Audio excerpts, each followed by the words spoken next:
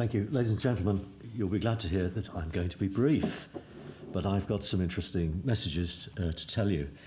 This is what we already know about paediatric AAGA and its incidence based on Bryce reporting.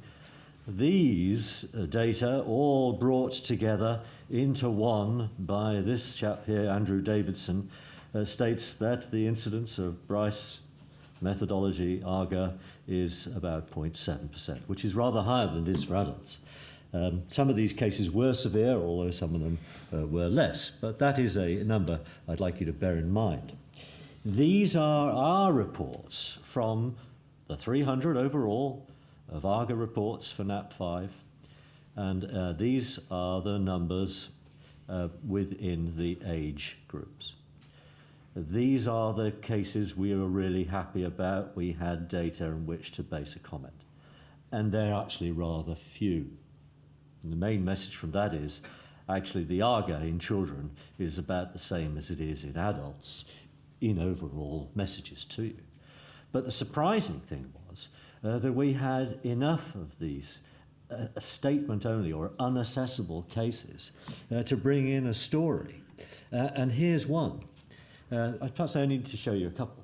Here's a man, I can't remember actually, he was a man or a woman, it doesn't matter, in his 70s, turning up for an anaesthetic, and he's saying that at the age of 12, he remembered something in his mouth when he had a tonsillectomy.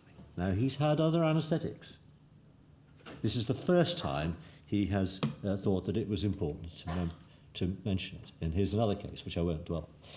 That one wasn't seemed to be very serious, but this one was a 50-year-old, awake and screaming throughout. Now, in fact, we don't have the record to show you this is true or not. Well, I don't think you care, do you? And this is important enough for us to report to you.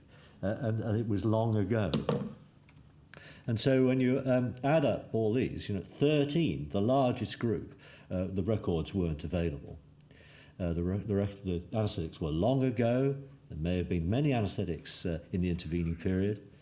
5 of them, this was important, it was severe, and 6 had tonsillectomy. It's a common theme. And this slide I'm rather proud of. It's a common theme.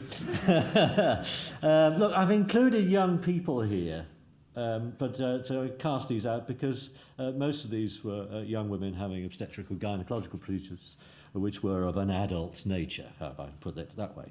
But I split the others into the age groups you see here, and this is the date of the anaesthetic that they're complaining about.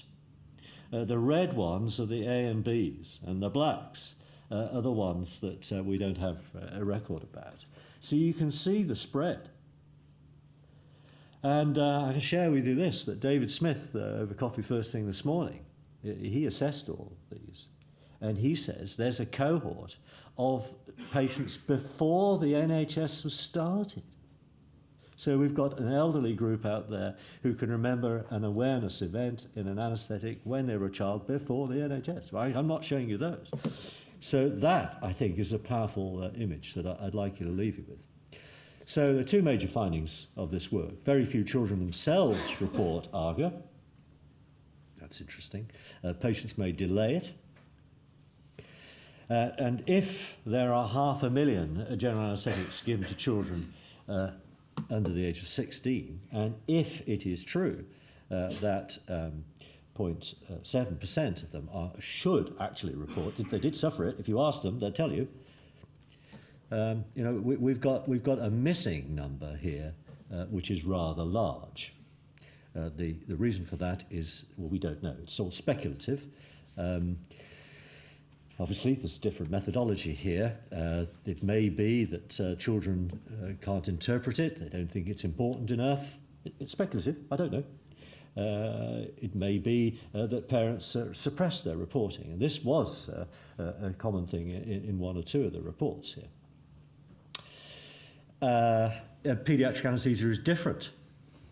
Why? Well, the surgery is different. Spectrum of drugs is possibly different. Adults may not be able to receive a large dose for the reasons we've just heard, and children may be more tolerant of larger doses.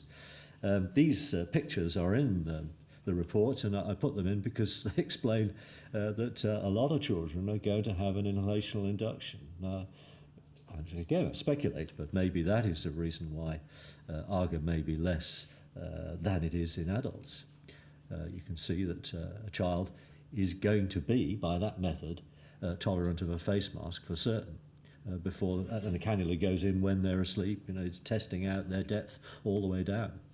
So the recommendations that I have from this data is they are the same as they are for adults. We're not making any new recommendations. There are 4 learning points. Spontaneous reporting in children themselves is very rare. Children's reports may be as reliable. Children should be believed and treated sympathetically. And we think that long-term psychological anxiety states do occur. Thank you.